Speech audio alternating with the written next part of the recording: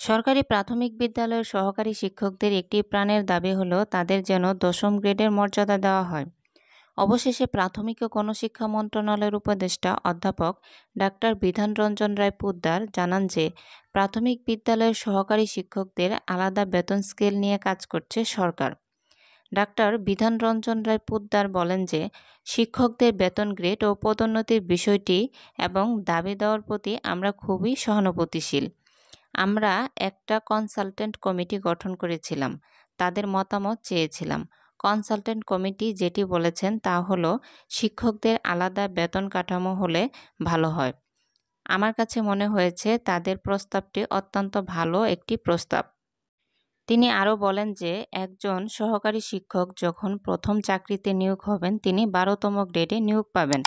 পরবর্তীতে সফলভাবে 4 বছর দায়িত্ব পালন করার পর তাদের পদোন্নতি পেয়ে সিনিয়র সহকারী শিক্ষক পদে 11তম গ্রেডে পদোন্নতি পাবেন।